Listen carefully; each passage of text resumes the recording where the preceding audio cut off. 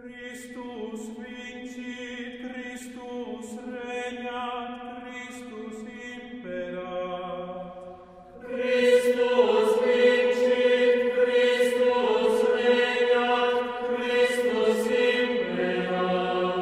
Christus vincit, Christus regnat, Christus imperat. Deo gratias.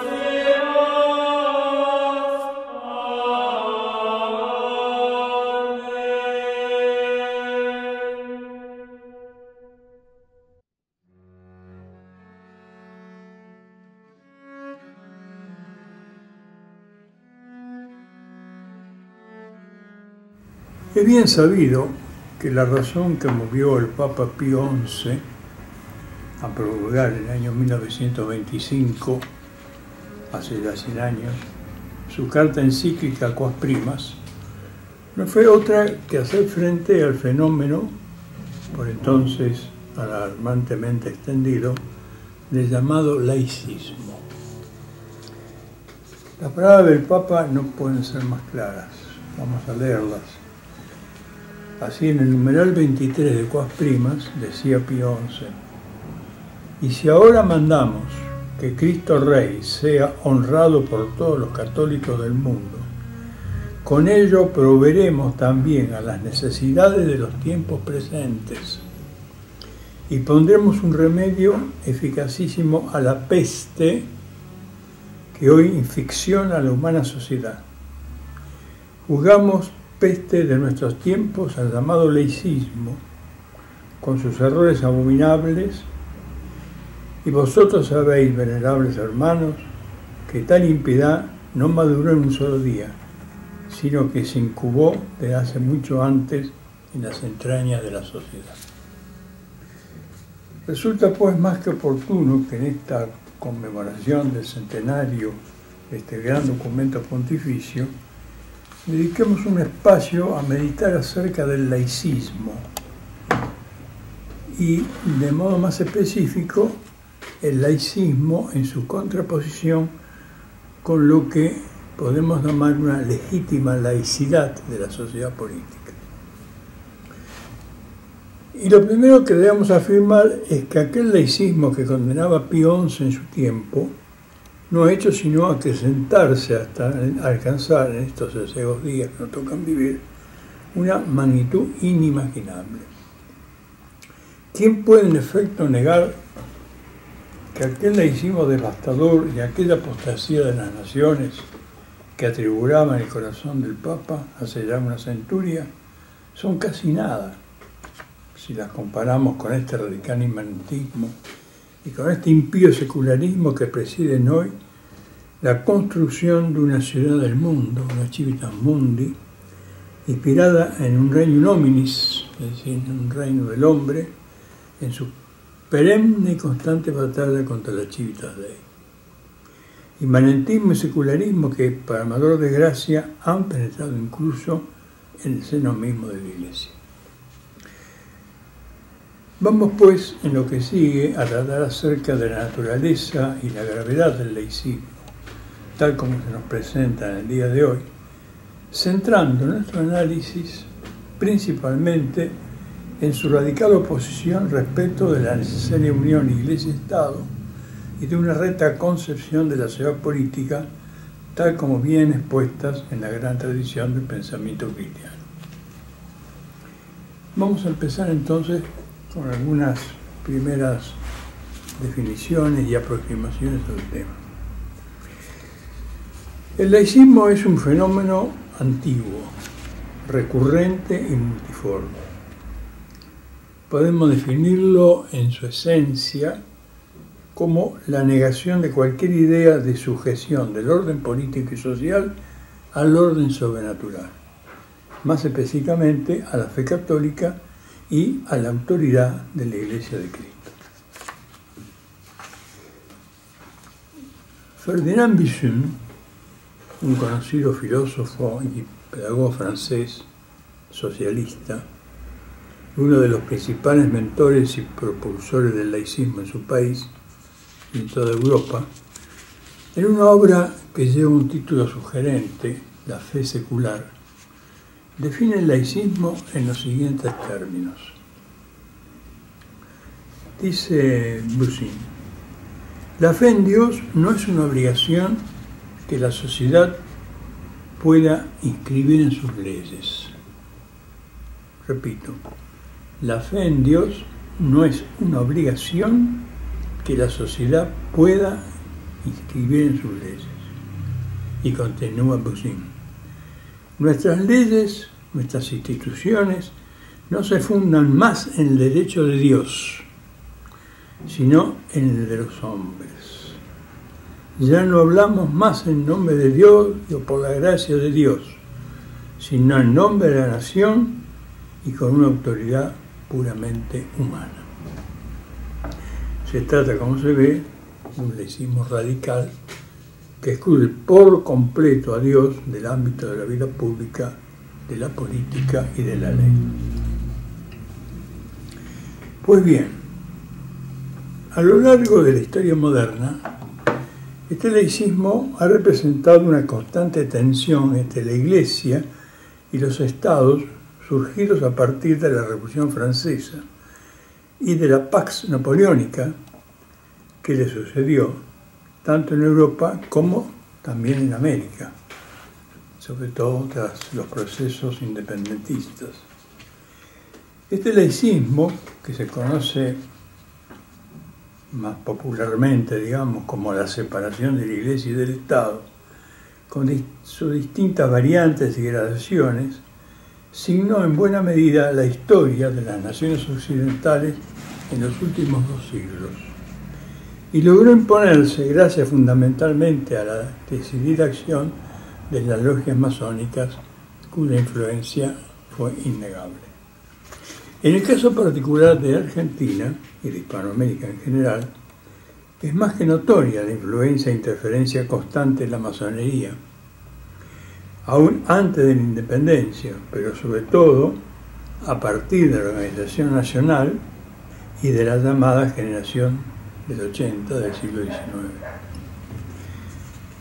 Yenta sostiene en uno de sus escritos en defensa de la fe y de la patria lo siguiente: la presencia de la masonería en el Río de la Plata es anterior a la Revolución de Mayo. A principios del siglo XVIII, Inglaterra la introduce y difunde en España. Se hace fuerte e influyente en tiempo de Carlos III. Puede decirse que por vía oficial, aunque furtivamente, se irradia hacia América.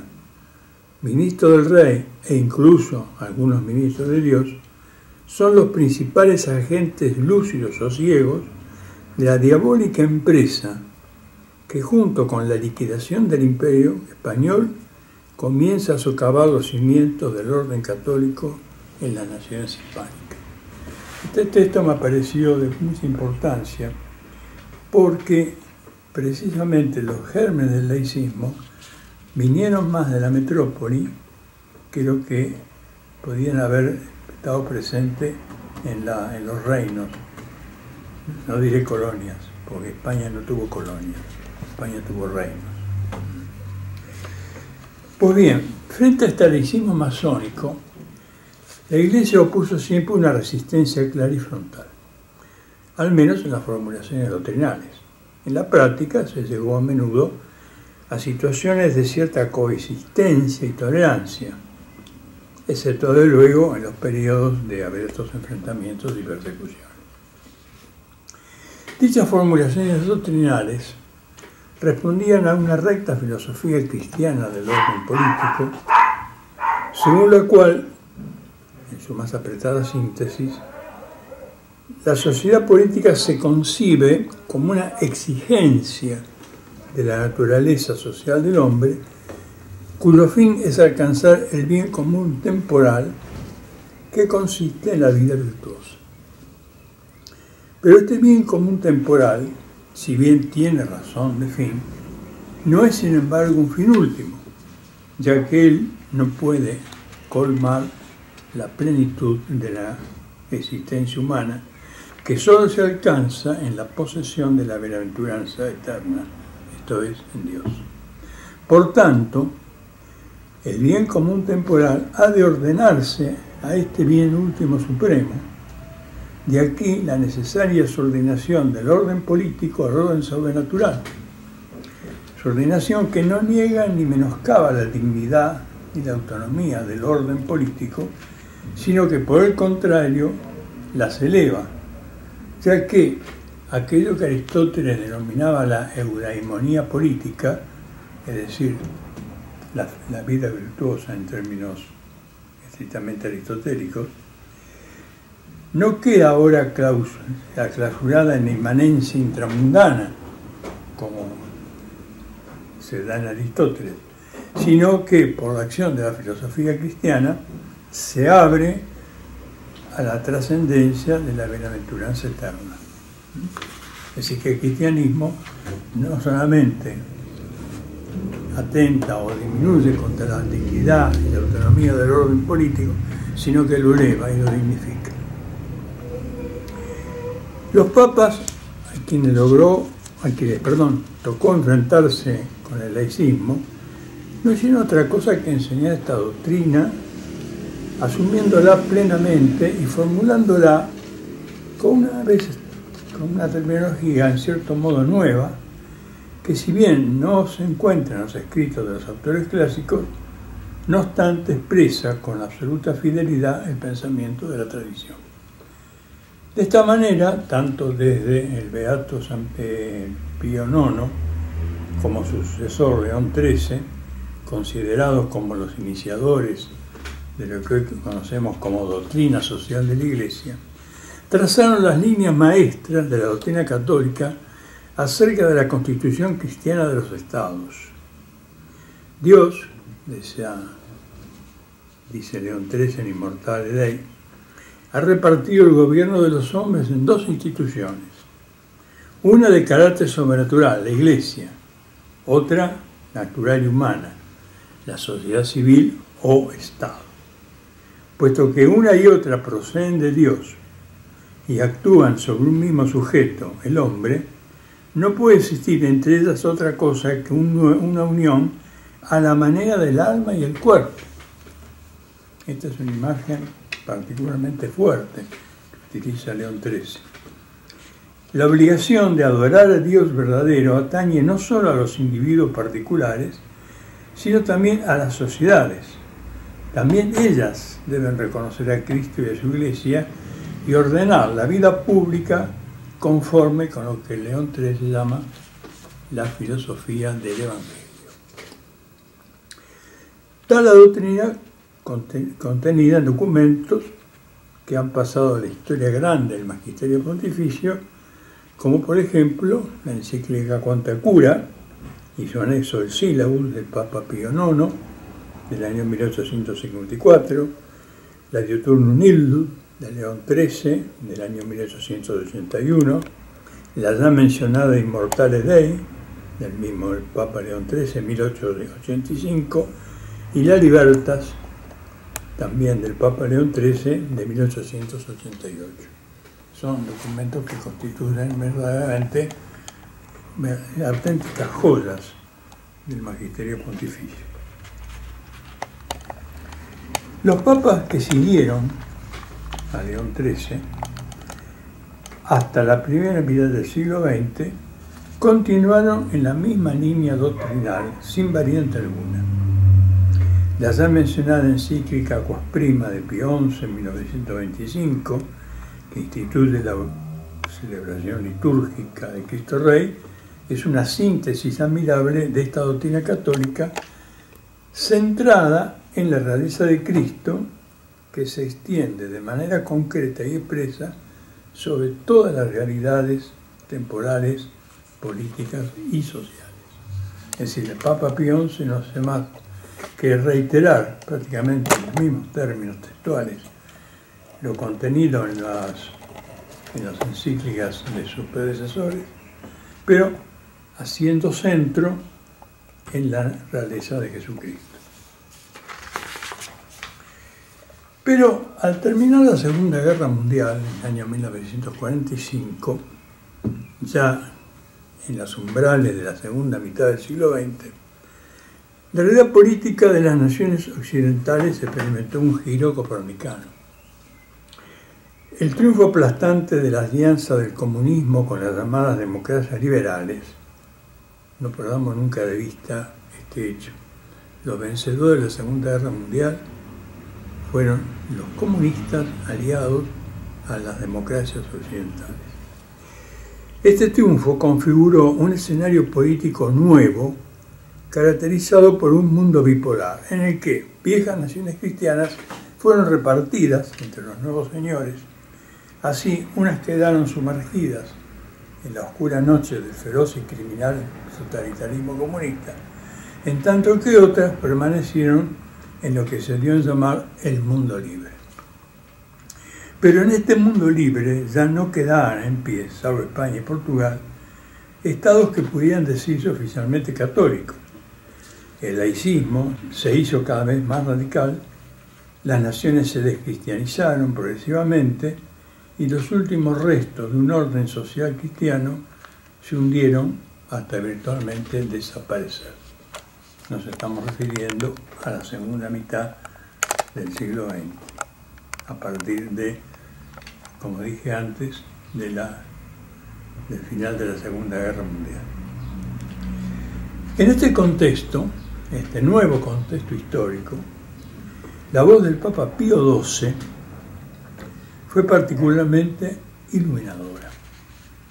Ya en la primera encíclica con la que da inicio a su pontificado, la encíclica Summi Pontificatus, del 20 de octubre del año 1939, al denunciar los males de su tiempo, sostenía, entre otras cosas, este gran Papa, donde el Estado se ajusta por completo a los prejuicios del llamado laicismo, fenómeno que cada día tiene más rápidos progresos y obtiene mayores alabanzas, y donde el laicismo logra sustraer al hombre y a la familia y al Estado del influjo benéfico y regenerador de Dios y de la Iglesia, aparecen señales cada vez más evidentes y terribles de la corruptora falsedad del viejo paganismo. Esto lo dice Pío XII en Summi Pontificatus, numeral 23. Es decir, el Papa consideraba un retorno al paganismo este laicismo desolador que él denunciaba. Aún antes del fin de la guerra, en su célebre radiomensaje de Navidad del año 1944, conocido como Benignitas et Humanitas, tras señalar las condiciones de una democracia conforme con una recta concepción del orden político, Pío XII afirmaba lo siguiente: la persona, el Estado y el poder político, con sus respectivos derechos, están tan unidos o conexos que o se sostienen o se destruyen juntamente. Y puesto que aquel orden absoluto, a la luz de la sana razón, y especialmente a la luz de la fe cristiana, no puede tener otro origen que un Dios personal, creador nuestro, se sigue que la dignidad del hombre es la dignidad de la imagen de Dios, y la dignidad del Estado es la dignidad de la comunidad moral que Dios ha querido, y que la dignidad de la autoridad política es la dignidad de su participación en la autoridad de Dios. Este es un texto particularmente profundo, porque el Papa aquí está hablando de sucesivas imágenes, y siguiendo en eso la doctrina de Santo Tomás, dice que toda autoridad política es en definitiva una imagen y una participación en la autoridad divina. Y todavía agregaba aún más, en referencia a los propagadores de las ideologías responsables de la descristianización de las naciones, que acusaban de irrealista a la doctrina católica sobre el orden político. Decía el Papa: los sucesos de estos años de guerra se han encargado de refutar con la mayor dureza imaginable a los propagadores de tales doctrinas, es decir, se refiere al liberalismo, al comunismo, etc. Su ostentoso desdén contra aquel supuesto irrealismo de la Iglesia se ha transformado en una espantosa realidad: brutalidad, iniquidad, destrucción, aniquilamiento. Está muy claro entonces el pensamiento del Papa Pío XII respecto de este nuevo escenario que ya aparecía configurándose, como dije antes, a partir del término de la Segunda Guerra Mundial. Aunque este texto de Benitias et Humanitas es un año anterior a la, poco menos, unos meses anterior al fin formal de la guerra.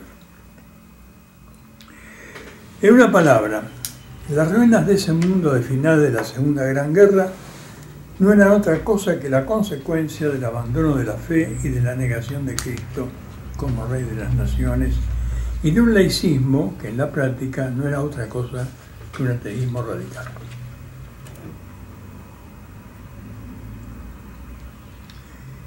Pues bien, para hacer frente a este laicismo, Pío XII acuñó una expresión que resume en sí toda la doctrina de sus predecesores.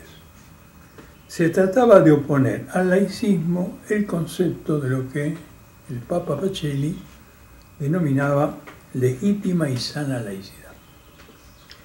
Así, en una conocida locución a los habitantes de las Marcas en Roma, el 23 de marzo de 1958, ya en las postrimerías de su pontificado, Pío XII muere en octubre de este año, 1958, decía este gran pontífice: algunos en Italia se preocupan porque temen que el cristianismo quite al César lo que es del César, como si dar al César lo que le pertenece no fuera un mandamiento de Jesús, como si la legítima sana laicidad del Estado no fuera uno de los principios de la doctrina católica, como si no fuera tradición de la Iglesia el esfuerzo continuo para tener separados y al mismo tiempo unidos los dos poderes, según los rectos principios, como si al contrario, la mezcla entre lo sagrado y lo profano no se hubiera verificado en la historia con más fuerza cuando una porción de los fieles se separó de la Iglesia Católica. De esta manera el Papa no solo reiteraba la doctrina de sus predecesores, la unión de la Iglesia y del Estado, sino que salía al cruce de quienes solían, y aún suelen, aludir que la unión del trono y el altar, como también se conoce a esta unión de la Iglesia y del Estado, suponía una indebida mezcla de lo religioso y lo político. Por el contrario, tal mezcla indebida era un reproche que debía dirigirse no a la Iglesia Católica, sino más bien a aquellas iglesias cismáticas que se separaron de ella y que resultaron a la postre, en muchos casos, menos y sin anexos los estados nacionales.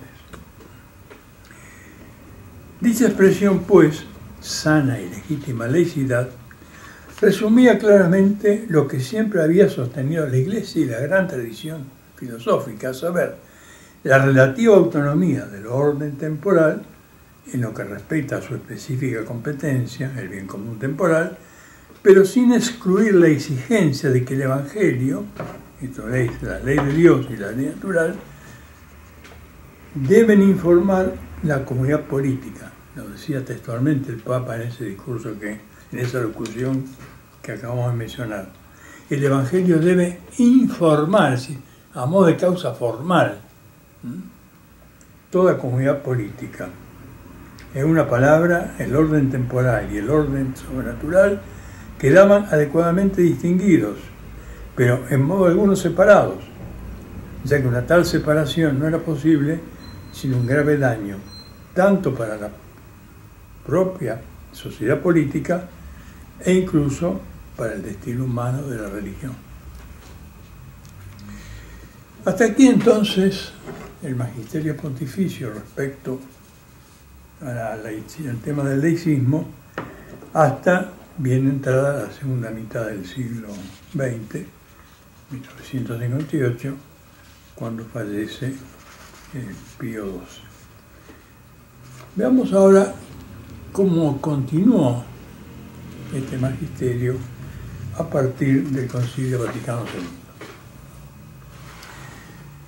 Llegamos al Concilio Vaticano II y al ya largo periodo posconciliar que estamos transitando en este momento. Al respecto debe señalarse un hecho harto notorio, y es que en paralelo a un crecimiento y radicalización del laicismo, estamos asistiendo hoy día a un progresivo eclipse de la doctrina católica que hemos reseñado más arriba.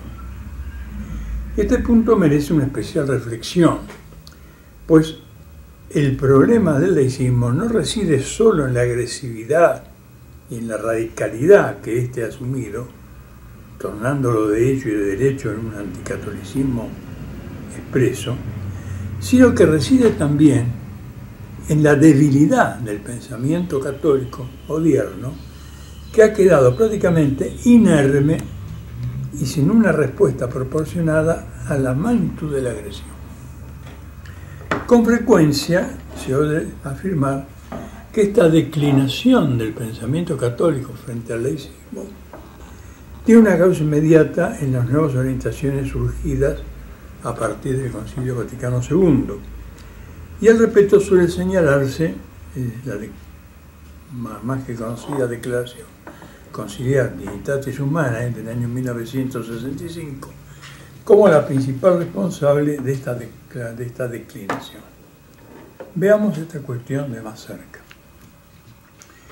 En primer lugar, es necesario aclarar que antes del concilio ya estaban presentes ciertas orientaciones opuestas a la doctrina tradicional de la Iglesia. Tal el caso, entre varios, de este gran filósofo francés, Jacques Maritain, con su conocida propuesta de una nueva cristiandad. Pero ciñámonos al análisis de la declaración conciliar Dignitatis Humanae. Ella tuvo un propósito muy claro y preciso: rescatar la libertad religiosa como un derecho fundamental de la persona y de la Iglesia de cara a cualquier coacción proveniente de la autoridad civil. En apariencia, esto no implicaba cambio alguno en la doctrina, ni resultaba incompatible con cuanto la Iglesia venía enseñando respecto de las obligaciones de las sociedades con la verdadera religión. De hecho, en sus líneas liminares, aquella declaración sostenía que, puesto que la libertad religiosa que exigen los hombres para el cumplimiento de su obligación de rendir culto a Dios se refiere a la inmunidad de coacción en la sociedad civil, el concilio deja íntegra la doctrina tradicional católica acerca del deber moral de los hombres y de las sociedades para con la verdadera religión y la única Iglesia de Cristo. Esto corresponde al numeral 1 de Dignitatis Humanae, que, como se sabe, fue en realidad un agregado que hizo el Papa Pablo VI cuando promulgó la declaración, pero no estaba en el texto original de la declaración. Por tanto, si nos atenemos al texto, nada habría que animara a modificar de raíz el pensamiento católico sobre este tema, como de hecho ocurrió y viene ocurriendo. Entonces, ¿cómo se explica este cambio del pensamiento católico? ¿Cómo entender ciertas derivas postconciliares que más adelante vamos a analizar? A nuestro juicio, la explicación la hallamos en el mismo texto conciliar, toda vez que una atenta lectura permite distinguir en él un texto y un subtexto. En lo que respecta al texto, la declaración reivindica una verdad indiscutible. Todo hombre, en razón de su propia naturaleza, está impulsado y moralmente obligado a buscar la verdad religiosa y adherirse a ella con asentimiento libre y voluntario. Para ello debe gozar de auténtica libertad psicológica y de libertad de coacción. Este es el fundamento antropológico sobre el cual se apoya el derecho a la libertad religiosa, entendido como un derecho natural e inalienable de la persona humana. Por tanto, siguiendo con esta línea del texto conciliar, se ha de rechazar cualquier tipo de coacción externa, provenga de donde proviniere, que limite o impida el ejercicio de este derecho fundamental. Corolario lógico de este principio es que la sociedad civil o Estado no solo ha de abstenerse de ejercer cualquier coacción, sino que ha de reconocer y garantizar jurídicamente el pleno ejercicio del derecho a la libertad religiosa. Y así, en el numeral 3 de Instancias Humanas leemos: este derecho de la persona humana a la libertad religiosa ha de ser reconocido en el ordenamiento jurídico de la sociedad, de tal manera que llegue a convertirse en un derecho civil. Bien. Por otra parte, este derecho que reclama el concilio es de una amplitud universal. Por tanto, se extiende a todos los hombres, incluso, y esto lo dice textualmente la declaración, aquellos que no cumplen con la obligación de buscar la verdad y de adherirse a ella. Y no solo a los individuos, sino también a las comunidades religiosas que estos individuos integran. Individuos y comunidades que han de ser protegidos por la ley, tanto en sus manifestaciones públicas como privadas, con el único límite de que se guarde el justo orden público. Ahora bien, ¿quién puede negar que una libertad religiosa, entendida en términos de una libre adhesión a la fe, inmune de toda coacción? Nadie puede negarla. Si algo es propio del hombre, como enseña Santo Tomás, es que se ordena a Dios en tanto criatura dotada de inteligencia, libre albedrío y capaz de ejercer dominio sobre sus actos, tal como se señala en el breve prólogo con que se inicia la prima secunda de la Suma Teología. No cabe pues sino adherirse a esta verdad, por lo demás, siempre enseñada y sostenida por la filosofía cristiana y el magisterio de la Iglesia. Pero en una lectura más profundidad, en eso que hemos llamado el subtexto, es posible descubrir una suerte de giro antropológico que cambia a raíz el eje de la cuestión. Efectivamente, hay un claro desplazamiento que va de la obligación de las sociedades y los individuos para con la verdadera religión y la Iglesia de Cristo hacia una obligación de los estados de respetar la libertad religiosa del individuo con prescindencia del contenido de esa libertad, que al ser formulada genéricamente como religiosa, ha perdido además toda referencia específica a la verdadera religión y a la verdadera Iglesia de Cristo. Es decir, acá vemos un desplazamiento, ¿no? De este modo podemos decir que la primera obligación del Estado no sería para con Dios y con la Iglesia, sino con el hombre, en su búsqueda o no búsqueda de la verdad religiosa. Se pasaría así de una visión vertical y trascendente a una visión horizontal e inmanente. En efecto, el hecho religioso, o la dimensión religiosa de la persona, en tanto realidades fundamentales, pasarían a ocupar ahora el centro de la atención. Por otra parte, la afirmación y la defensa de la libertad religiosa suponen o supondrían una suerte de tensión entre el individuo y la comunidad política, el individuo y la comunidad religiosa, y la sociedad política o Estado, al Estado se le exigiría el reconocimiento irrestricto de un derecho humano, legítimo sin duda, antes que el reconocimiento de los derechos de Dios y de la Iglesia.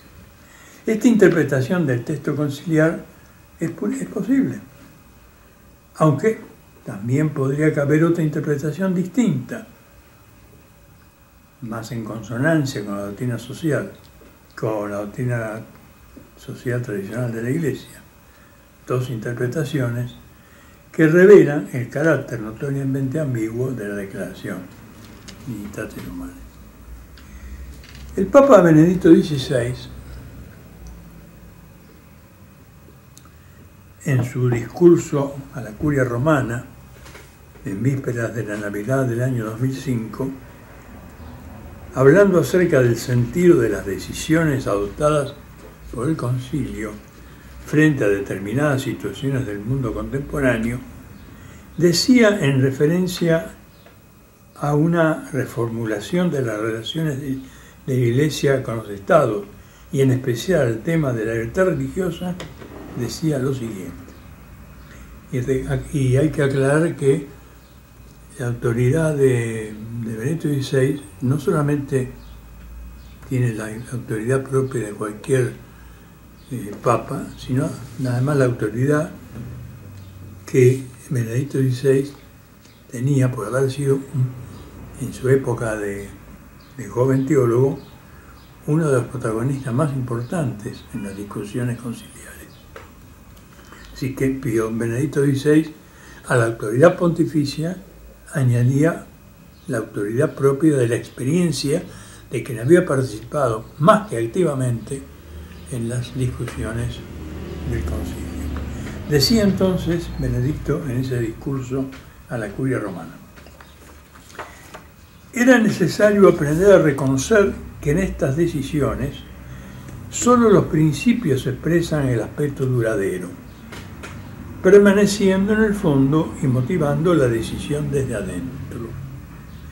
En cambio, no son igualmente permanentes las formas concretas, que dependen de la situación histórica y, por tanto, pueden sufrir cambios. Por ejemplo, y acá viene lo que más nos interesa, si la libertad de religión se considera como expresión de la incapacidad del hombre de encontrar la verdad y, por consiguiente, se transforma en una canonización del relativismo, entonces pasa impropiamente de necesidad social histórica al nivel metafísico, y así se la priva de su verdadero sentido, con la consecuencia de que no se la puede aceptar. Es decir, quien cree que el hombre es capaz de conocer la verdad de Dios y está vinculado a este conocimiento, no puede aceptar un concepto de libertad religiosa que no tenga en cuenta precisamente que esa libertad solo se da en el horizonte de la búsqueda de la verdad. Lo otro sería canonizar el relativismo. Palabras que son de suyo más que claras.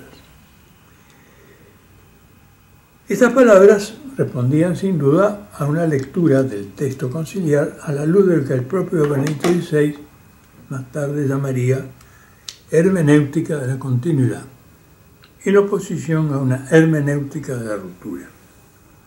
Se trataba de afirmar la libertad religiosa, rectamente entendida, frente a determinadas situaciones del mundo contemporáneo, sin dejar de lado los principios fundamentales. Ahora bien, la pregunta que surge es esta: ¿se han mantenido realmente estos principios? ¿No se habrá acaso de hecho canonizado el relativismo y en consecuencia la actual posición de la Iglesia, que requiere del Estado el respeto a las más elementales normas del orden natural, como la defensa de la vida, la custodia de la familia, el respeto a la dignidad del hombre, estaría condenada a una insalvable contradicción, porque dejada de lado toda obligación de los Estados respecto de la religión verdadera, ¿en nombre de qué principio se le puede exigir luego el respeto a las más elementales normas de la ley natural? Las respuestas a esta pregunta resultan lamentablemente afirmativas, en la medida en que ha impactado fuertemente en la mentalidad católica media de hoy un inmanentismo que ha venido a dar a la postre en una visión distorsionada del orden político y aún de la persona humana, como resulta evidente si se examinan ciertas posturas teóricas y prácticas surgidas a partir del Concilio II. Vaticano II. Porque si se quita lo sobrenatural, como decía Chesterton, también lo natural resulta abolido. Lo que en realidad ha ocurrido y ocurre a partir del concilio no es una nueva relación iglesia-mundo o iglesia-estado, conforme con la doctrina católica, como se ha intentado señalar desde algunos sectores que con más buena voluntad que rigor teológico. No estamos asistiendo a decisiones dependientes de ciertas situaciones históricas, como señalaba Benedicto XVI, sin vengo de los principios que permanecen inmutables. Por el contrario, abandonados, de hecho, aquellos principios tradicionales, se ha formulado una neodoctrina por completo ajena y opuesta a la doctrina católica. Sobran ejemplos que avalan esta afirmación. Y el ejemplo más significativo de esta neodoctrina, que intenta dar fundamento a las actitudes prudenciales, nos lo ofrece el cardenal Angelo Scola, arzobispo emérito de Milán. En su época de patriarca de Venecia, en ocasión de la fiesta del Santísimo Redentor, que es la festividad religiosa y civil más importante de esa ciudad italiana, el día 17 de julio del año 2005, el entonces patriarca de Venecia, Angelo Scola, pronunció un célebre y extenso discurso en el que trazó las líneas de lo que dio en llamar una nueva laicidad, una nueva laicità. En aquella ocasión, el cardenal, haciendo referencia al debate sobre la laicidad, lamentaba la falta en los últimos años de adecuados intérpretes en la materia, sean católicos o laicos, decía, que tengan suficiente autoridad como para ser reconocidos por todos los interlocutores. Y concluía diciendo, es necesario un replanteamiento y sobre todo una práctica radicalmente nueva, esto es textual, radicalmente nueva, de la laicidad en relación tanto a la sociedad civil como el Estado. Es decir, que a la par de una respuesta a una supuesta falta de intérpretes idóneos en materia de laicidad, el cardenal formulaba la necesidad de una propuesta que implicaba de suyo una novedad radical. Esto solo puede entenderse como la declaración, al menos implícita, de la caducidad de la doctrina y de la praxis tradicional de la Iglesia. De alguna manera, al parecer, la sana laicidad de Pío XII ya no representaba para Scola un criterio válido y de hecho venía a sustituirla por esta expresión, nueva laicidad. Esta nueva laicidad no se limitaba a una toma de posición práctica, sino que venía acompañada de un fundamento teórico, respeto del hombre y de la sociedad política bien definido. Efectivamente, la lectura del discurso y del libro que siguió al discurso, un libro publicado 2 años más tarde con el nombre de Una nueva laicidad, publicado en Venecia, año 2007, permite reconocer que se trata de una visión del tema en franca contradicción con cuanto no solo la doctrina de la Iglesia, sino la recta filosofía política han enseñado desde siempre. Es decir, cuando uno lee atentamente el discurso y sobre todo el libro, estamos asistiendo no a una nueva relación de la Iglesia con el Estado, manteniendo los principios fundamentales, pero adaptándose a una situación concreta. Estamos asistiendo a una neodoctrina, a una formulación doctrinal, como vamos brevemente a ver. La teoría de Scola está formulada esencialmente de cara a ciertas concepciones filosóficas que entienden que hoy vivimos en una sociedad postsecular. La referencia principal es en este punto el filósofo alemán Habermas, quien ha sostenido que en la conciencia pública de una sociedad postsecular se refleja la comprensión normativa que tiene consecuencias para el trato político entre ciudadanos no creyentes con ciudadanos creyentes. Y así decía Bernas en un célebre discurso que trae el canal Escola en su libro, dice: en la sociedad postsecular, dice Bernas, se impone la evidencia de que la modernización de la conciencia pública abarca de manera desfasada tanto mentalidades religiosas como mundanas y las cambia reflexivamente. Ambas posturas, la religiosa y la laica, si conciben la secularización de la sociedad como un proceso de aprendizaje complementario, pueden tomar en serio mutuamente sus aportaciones en temas públicos controvertidos. Es decir, aquí se llama a una suerte de intercambio en el marco de la sociedad política de mentalidades religiosas o no religiosas. Escola cita este texto del filósofo alemán y concluye que el único camino abierto para una pacífica convivencia en una sociedad postsecular es la disponibilidad para aprender y autolimitación para ambas partes. Sí, se pide un aprendizaje y una autolimitación. Es decir, los creyentes deben aprender de los no creyentes y a su vez los no creyentes y los creyentes deben autolimitarse. Este es un hecho fundamental que señala un cambio absolutamente ajeno a lo que la Iglesia ha enseñado siempre y sobre todo a lo que ha enseñado siempre la recta filosofía política. Tomando pues como válida la existencia de una sociedad postsecular, que en rigor es una sociedad postmoderna, pues se da por supuesto que el secularismo es un fenómeno moderno superado, lo que Escola propone es una nueva visión, no ya de un nuevo modo, como dije antes, de la relación de la Iglesia con la sociedad, sino de la misma sociedad política. Esto es, una filosofía política que en buena medida toma como fundamento ciertos presupuestos del pensamiento postmoderno, especialmente el ya mencionado Bernas y Foucault. Voy a leer un texto de Cardenal Escola que avala esto que estoy diciendo. Dice Escola en el libro de Una nueva laicità, la página 17.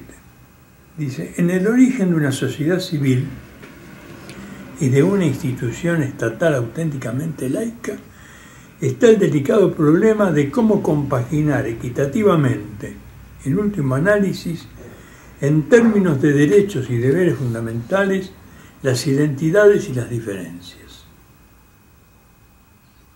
Estamos hablando del origen de una sociedad civil.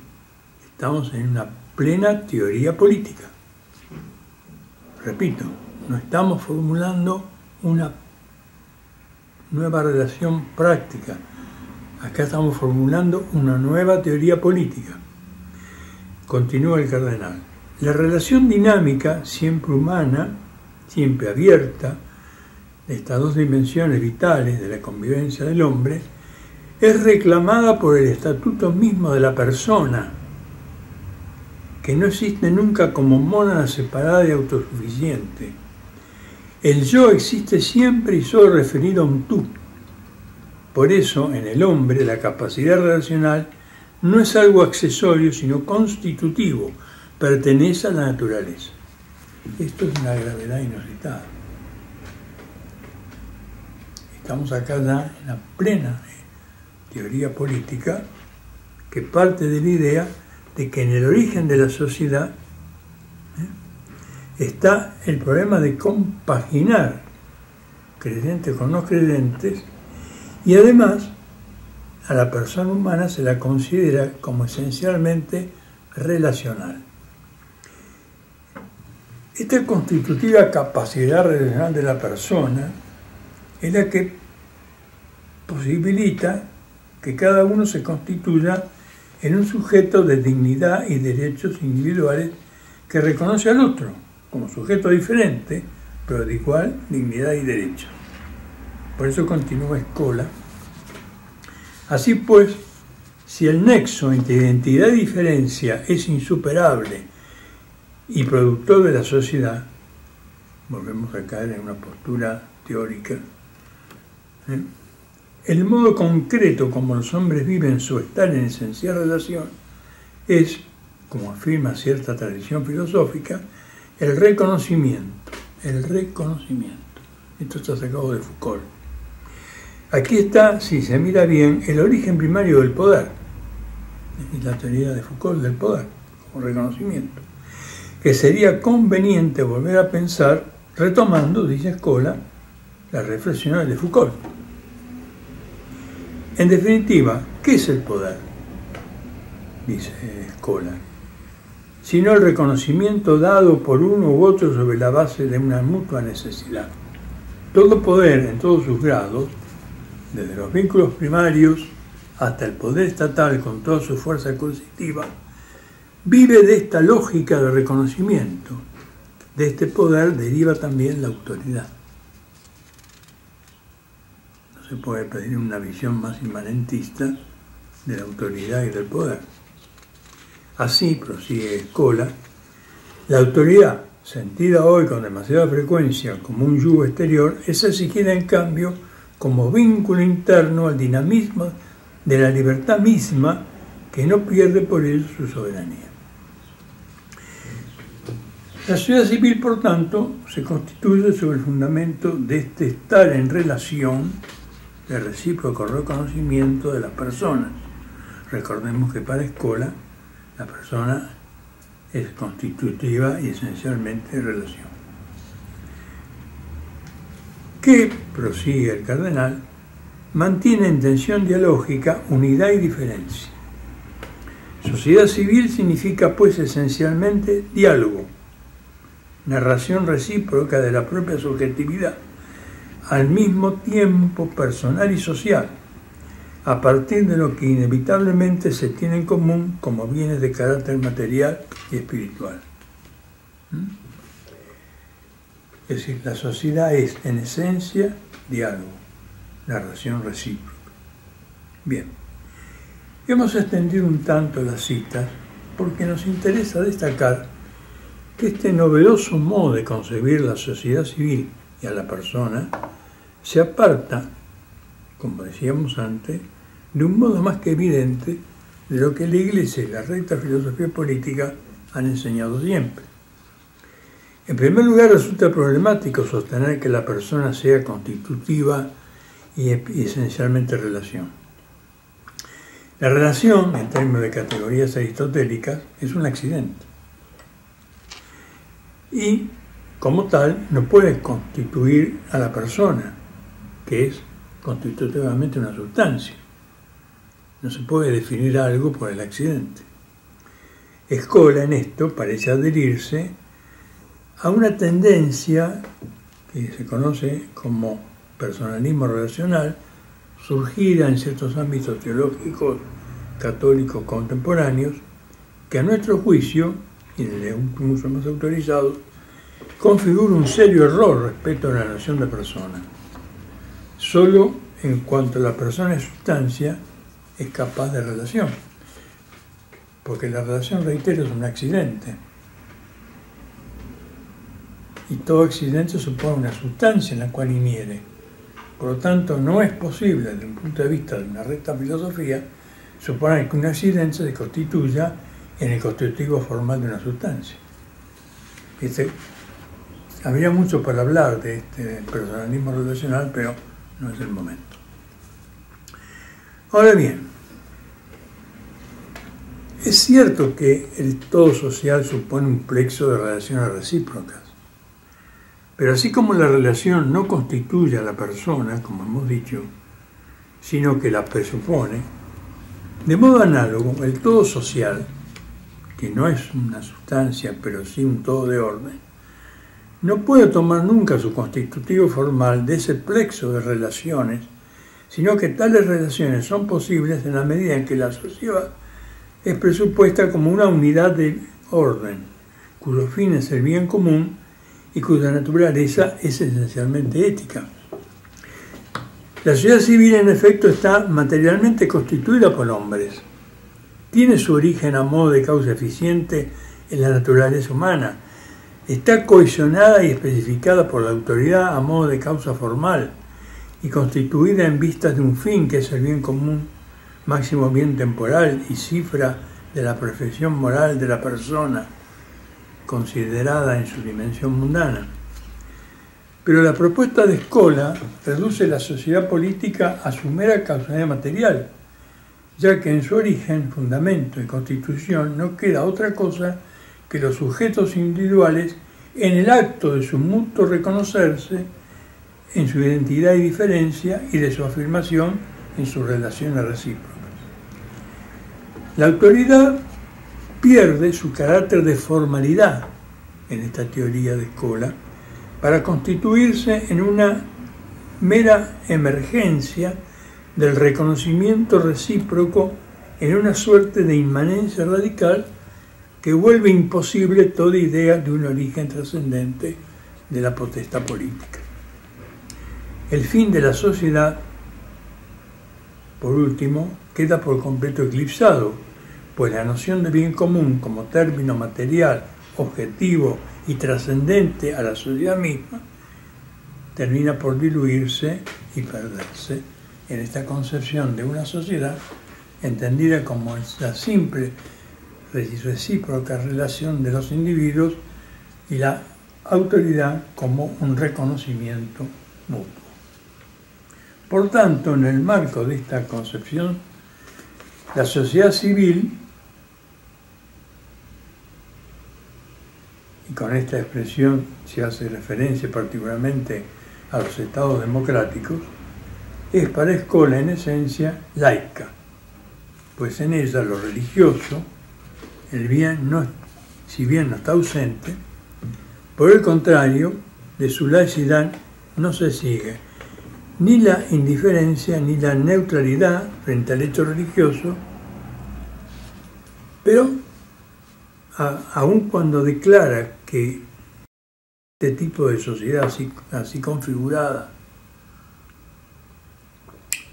no se niega necesariamente el hecho religioso, empero este hecho religioso es reducido a la presencia de un elemento integrador de la identidad de algunos de sus miembros, puesto en el acto de reconocimiento recíproco con un pie de igualdad con la religiosidad o no creencia de otros ciudadanos. De esta manera, el hecho religioso, despojado por otra parte de toda especificidad cristiana y tomado en su absoluta desnudez de mero hecho humano, es para la sociedad civil solamente un objeto de respeto y de reconocimiento. De ninguna manera el hecho religioso es fermento ni levadura de un orden social y político en consonancia con el Evangelio. Estamos aquí en una deriva inmanentista radical. El Estado sí debe respetar el hecho religioso, pero en tanto es un hecho humano, en tanto es una expresión, una dimensión de la persona humana. No en tanto ese hecho religioso tiene un valor intrínseco y debe constituirse en el fermento y en la conformación, como decía Pío XII, de la comunidad política. Con todo respeto por la ilustre figura del cardenal Scola, un brillante intelectual y autorizado teólogo, nos animamos a disentir de esta propuesta, pues la consideramos, más allá de algunas finas observaciones y reflexiones, una concepción de la sociedad política ajena al pensamiento de la tradición filosófica y a la doctrina de la Iglesia, y por lo mismo gravemente errónea. Por eso no dudamos en calificarla de una neodoctrina, con fuertes influencias del pensamiento posmoderno, representado en este caso por dos de sus máximos exponentes, Habermas y Foucault. Abrigamos la firme convicción de que el problema del laicismo no podrá enfrentarse si ante todo no se rescata una recta visión de la polis. La grandeza del pensamiento católico consistió siempre en haber unido, sin confundirlos, la fe con la razón, la libertad con la gracia, lo natural con lo sobrenatural, la potestad real con la potestad eclesiástica, en suma, lo humano con lo divino.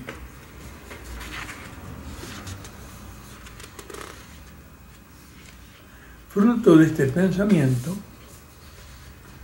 fue la plasmación de una gran empresa histórica que se llamó la cristiandad, nacida de la Iglesia. Pero solo la Iglesia tiene promesa de eternidad, de su permanencia hasta el final del tiempo. La cristiandad, en tanto es una empresa nacida de la Iglesia, pero en definitiva una empresa humana, no tiene la garantía de esa promesa. Por eso, por razones que ahora no me vienen al caso, ella desapareció en el fragor de la historia. El resultado de este desdichado suceso en el mundo actual que estamos viviendo, en el que lo que estaba unido hoy aparece separado y enfrentado. Pero en la separación de lo humano y lo divino, lo que ha sufrido y se ha deteriorado principalmente es lo humano. Por eso todo intento de restablecer de algún modo aquella unidad quebrada ha de comenzar por restablecer lo humano. Así, del mismo modo que en el plano de la ciencia se hace preciso restablecer la unión de razón y fe, restableciendo primero la razón en sus causas naturales, de modo análogo en el plano político, el desafío del restablecimiento de un orden cristiano en el gobierno de los hombres supone restablecer primero la polis, volviéndola a sentar sobre sus fundamentos naturales. Frente a un laicismo cada vez más agresivo y radicalizado, el pensamiento católico tiene hoy la estricta obligación de contribuir a restablecer el orden político en sus referidos fundamentos naturales. Solo así podrá aspirar a plasmar una nueva y fecunda unidad de fe y política.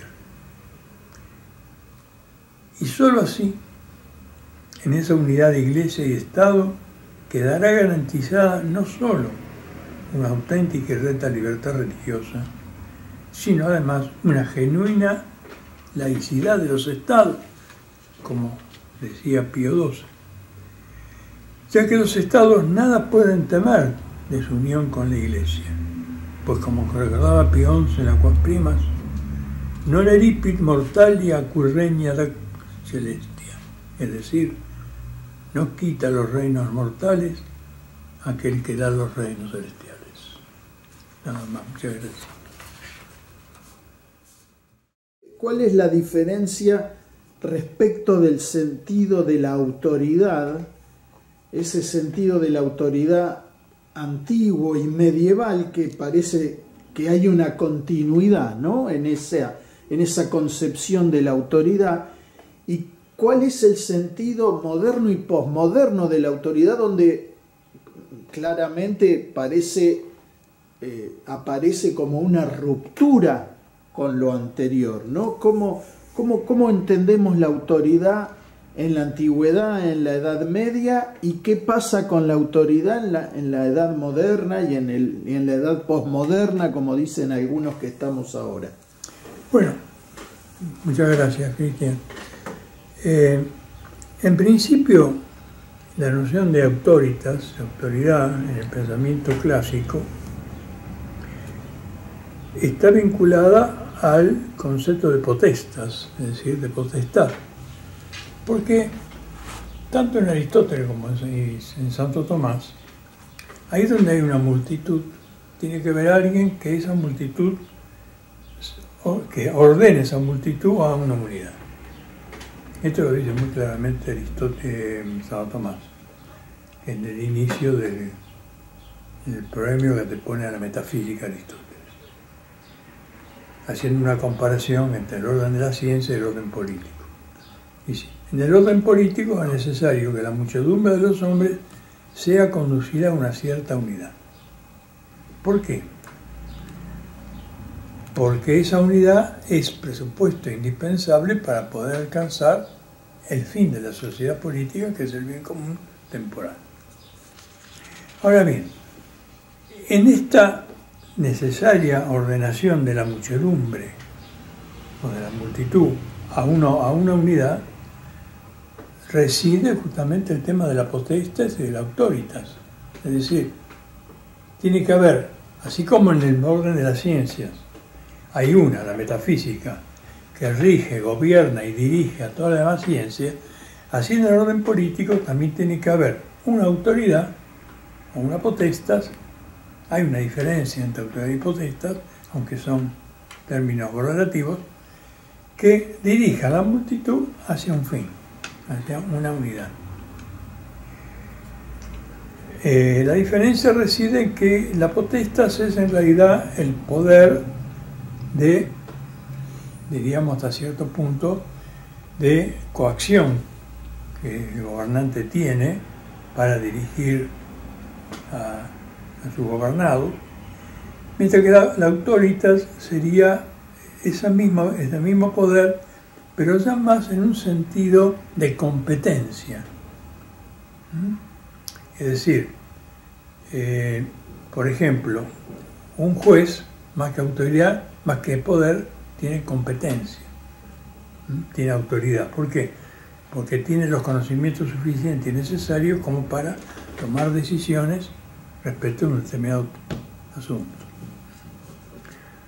Cuando esta diferencia entre autoritas y potestas se pierde, estamos en problemas, porque entonces la potestad se constituye en un puro poder que interfiere y anula el ejercicio legítimo de autoritas. Pero tanto una como otra tienen esta misión fundamental, digamos, que es conducir la multitud a la unidad. ¿Para qué? Para alcanzar el bien propio, en este caso de la vida política, que es el bien común temporal. Ahora, esta noción de autoridad se rompe en la modernidad. Cuando comienzan ya a aparecer las nociones pactistas, como la de Rousseau, por ejemplo, ya la autoridad pierde ese sentido. ¿Por qué? Porque la autoridad o la potestad pasa a ser ya una suerte de cesión de cierta libertad del individuo hacia algo, lo que llama Rousseau la voluntad popular, la voluntad general, pero no en orden a gobernar al hombre. Es decir, los hombres, en esta hipotética e ilusoria teoría rousseauiana, que ceden parte de su libertad, ponen en común cada uno una parte de su libertad para constituir la voluntad general, esa voluntad general no tiene ya un sentido de orientación o un sentido de dirección hacia un fin, sino que tiene como sentido proteger lo que queda de libertad del individuo. Es decir, el individuo cede algo de su libertad, ¿para qué? Para que esa voluntad general se constituya en la garantía del resto de la libertad que él concibe, que él conserva. Por eso que en las sociedades pactistas, surgidas de la concepción pactista, el poder político está para proteger al hombre, nada más, para proteger la libertad individual. Esto lo ha visto muy bien Leo Strauss, este gran filósofo político que ha escrito un libro muy importante, pequeño pero muy medular, que se llama ¿Qué es la filosofía política? Es decir, cada vez se va cerrando más el horizonte. O sea, la autoridad no está para alcanzar la vida virtuosa, la buena vida, porque Strauss es eminentemente platónico, ¿no? Sino está para proteger al hombre. Pero no para protegerlo en un sentido de conducirlo hacia su fin propio, sino de proteger simplemente las exigencias de su mera individualidad. Entonces, la sociedad política pierde ya este sentido de ser una entidad de orden natural, no nacida de un impacto artificial, es dirigida a un fin trascendente al hombre y a la misma sociedad, sino que pasa a ser simplemente una construcción humana puramente convencional que tiene como principio y fin el individuo. Ahora esto, en la posmodernidad, adquiere todavía una mayor radicalidad, porque la autoridad ya ni siquiera tendría esa idea de garantía de las libertades individuales o de los bienes, sino que simplemente surgiría, como dice Foucault, de un reconocimiento. Es decir, yo tengo la autoridad que yo puedo tener o el poder que yo puedo ejercer, no es una coacción, no es una dirección, es simplemente un reconocerse recíproco. Con lo cual prácticamente toda noción de auténtica autoridad y de potestad queda diluida. Es decir, ya la sociedad política no tendría, por lo tanto, ninguna visión de algo que debe ser conducido a una unidad y a un fin trascendente a la unidad. Que algo de eso quedaba en la concepción pactista, porque por lo menos, si bien la concepción pactista de la sociedad, como bien dice Strauss, borra del horizonte de la vida virtuosa, poniendo en su lugar bienes mostrencos, como por ejemplo el bienestar individual, los buenos negocios, etc., ¿no? Pero por lo menos había una finalidad. Ahora aquí no hay finalidad. Aquí está la pura y nuda presencia de los individuos que en sus recíprocas relaciones se reconocen unos a otros, y la autoridad no sería más que ese reconocimiento del otro. Con lo cual prácticamente quedaría diluida por completo toda idea de autoritas y de potestas. No sé si esto responde. Sí, gracias, doctor Caponetto. Deberíamos concluir entonces que el señor cardenal ha caído en una postura de algún modo que podríamos tildar de posmoderna, poniendo como basamento de la sociedad civil este reconocimiento, ¿no?, de un tú, de un yo. ¿Tiene relación con este planteo posmoderno que diluye el tema del fin, del bien temporal, y ni hablar del bien eterno, ¿no? Parece que no hay lugar para eso. Como este planteo de la nueva laicidad estaría en consonancia, más en consonancia con la visión posmoderna de la política. Absolutamente sí, Cristian. Absolutamente sí. Los textos del cardenal son muy claros. Si bien él intenta lateralmente apelar de alguna manera a la autoridad de Santo Tomás, pero no se ve claramente cómo pueda esto conciliarse con la noción tomista y aún natural, aristotélica, de lo que es la polis. Porque claro, lo que el cardenal quiere decir es esto. Es decir, estamos en una sociedad postsecular. La sociedad postsecular indica que a la sociedad secularizada de la modernidad ha seguido ahora una postsecular, donde ya no queda nada, ¿no? Ni siquiera queda la negación de lo religioso, no queda nada. Que es un poco el pensamiento débil de Bátimo y de todos los postmodernos, ¿no?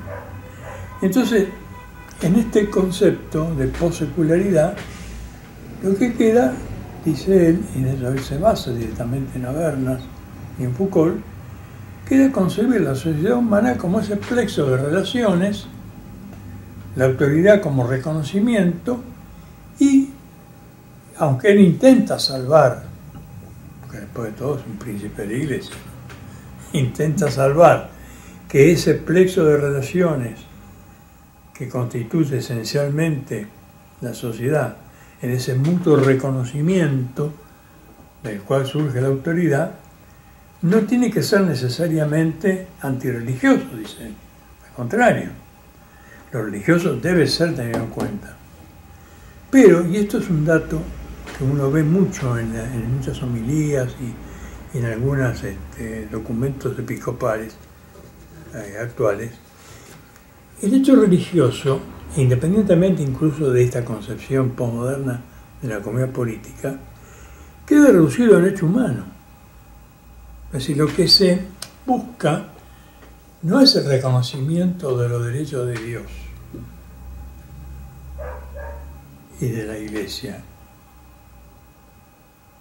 sino el reconocimiento y el respeto de lo religioso, pero en tanto es una dimensión meramente humana de la persona.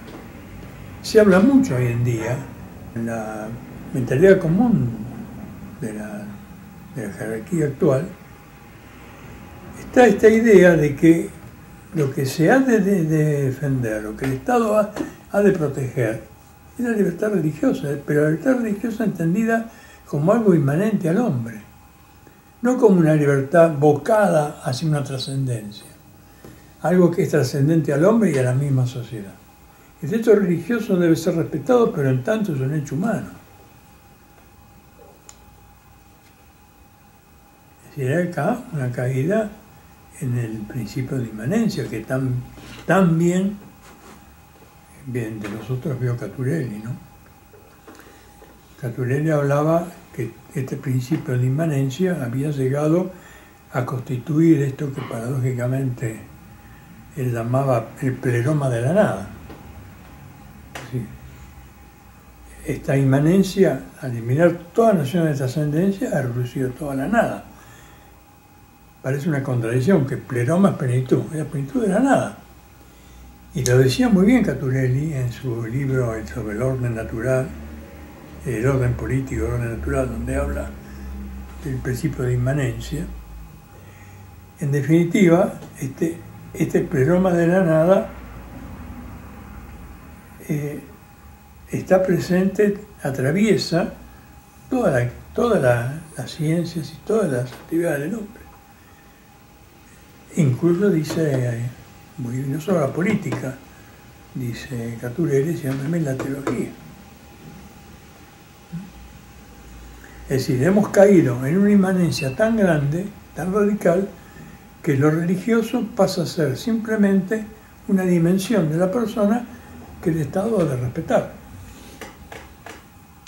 No está mal eso, por supuesto.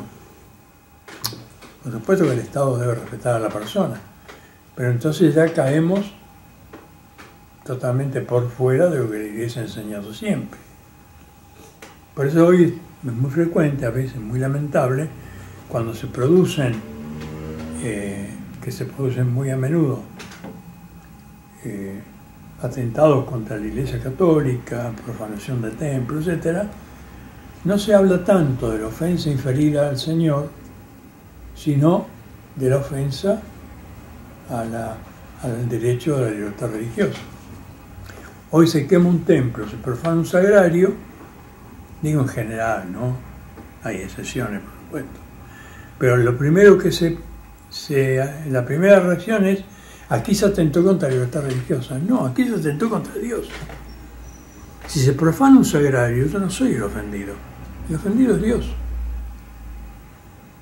Que secundariamente yo, como católico, también me siento ofendido porque han saqueado un sagrario, pero eso no es el primus movens. El primus movens es que acá ha sido ofendido Dios. Bueno, esas son cosas que dan para mucho, querido Cristian. Gracias, doctor. Y entonces le hacemos la última pregunta.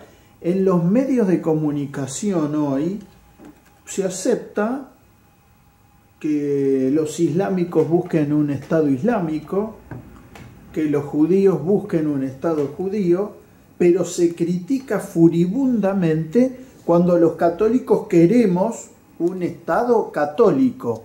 Y a veces el fuego viene de adentro también, ¿no? Es decir, Casi siempre. Bueno, casi siempre. Gracias, doctor. Entonces la pregunta es, ¿es lícito hoy en este mundo, en esta situación actual, anhelar la confesionalidad del Estado, anhelar el Estado católico? ¿Y qué inconvenientes podría traer esto, si es que la puede traer, a la libertad religiosa? No, por supuesto que es necesario reivindicar la idea de la concepción de un Estado católico. En realidad la expresión Estado católico, Estado confesional, en cierto modo es moderna, no está en los textos de los tradicionales, ¿no? Pero más allá de su carácter de moderna, no deja por eso de expresar lo que en el fondo es lo mismo. Es decir, acá hay una obligación de que los estados, como los individuos, reconozcan a Cristo Rey. Y la Iglesia no puede abandonar esa idea, más allá de que sea o no sea posible su realización. Y por otra parte, en el supuesto de un Estado católico, no hay mayor garantía para una libertad religiosa. Porque, como decía bien Pío XII en ese discurso a las marcas, es justamente la concesión católica del Estado la que es capaz de respetar la libertad religiosa del hombre. Porque no se puede imponer la fe. Esto es opuesto totalmente al islamismo. El islamismo impone la fe. En el Islam no hay un concepto de una aceptación libre de los principios del islamismo. Hay una imposición. Y el que no se convierte al islamismo corre el riesgo de perder la vida. Y esto está ocurriendo hoy en día en los países islámicos, sobre todo en África, donde miles de cristianos son masacrados casi a diario por no someterse a no convertirse a la religión islámica. Si hay un Estado donde la libertad de la persona estaría más que garantizada, es precisamente en el Estado católico. Porque no se puede llegar a Dios si no es a través de las acciones humanas, y esas acciones humanas son esencialmente libres. Como dice muy bien el texto de Santo Tomás que yo cité. ¿Por qué? ¿Cómo concibe Santo Tomás la moral? Como un retorno de la criatura racional a Dios. Pero ese retorno no se hace de una manera, digamos,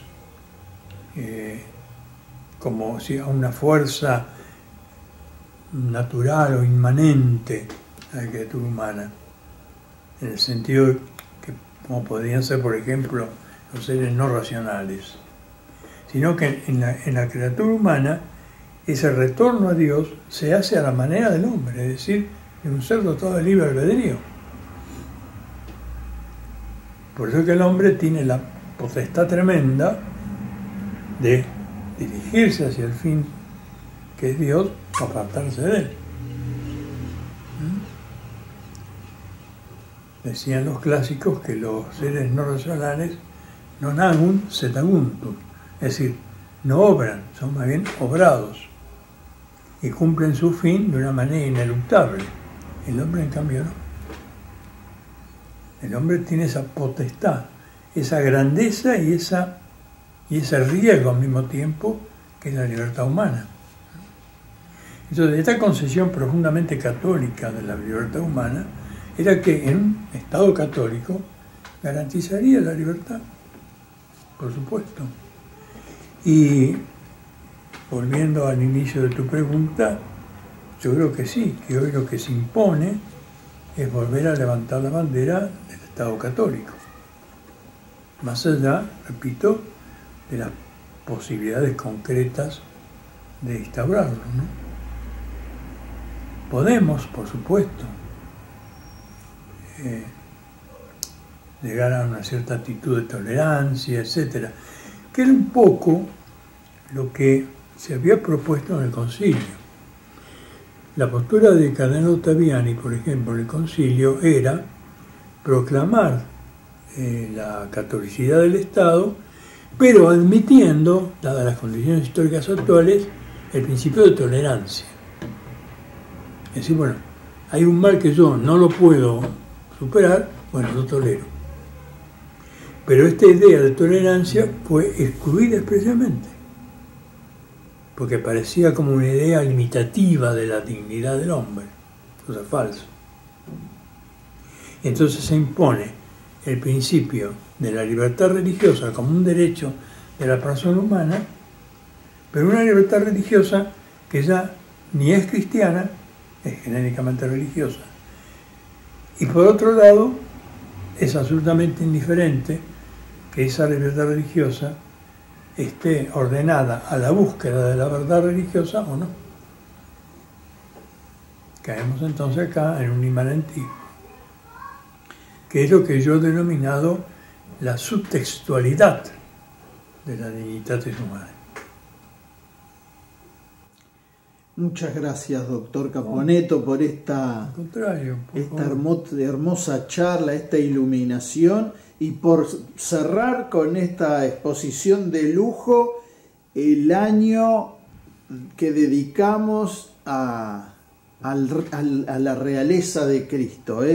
Muchas gracias, Mario, por tus palabras, tu participación y por permitirnos cerrar con esta conferencia de lujo este 19 curso anual 2025 dedicado a la realeza de Cristo a 100 años de la Quas Primas.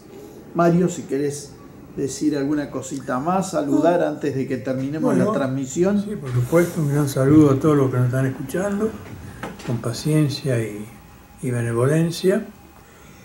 No, y simplemente decir que el instaurario omni in Cristo debe ser el lema de nuestra vida cristiana. No lo podemos abandonar. En la medida que abandonemos la instauración de todo en Cristo, estamos apostatando de nuestra fe. Y eso es justamente lo que estamos viendo hoy, desgraciadamente, en la Iglesia, ¿no? Estamos viendo esta suerte de apostasía, porque ya nadie proclama, nadie piensa que todas las leyes humanas deben ser instauradas en Cristo.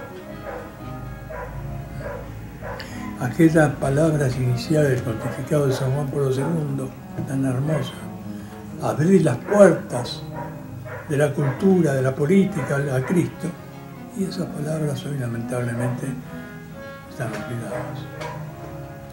Pero nosotros tenemos que, hasta el último aliento de nuestra vida, abrir las puertas a Cristo. Porque no hay ninguna realidad humana que escape a la soberana realidad de nuestro Señor. Muchas gracias, Mario. Al contrario, Cristian, gracias a vos por la invitación.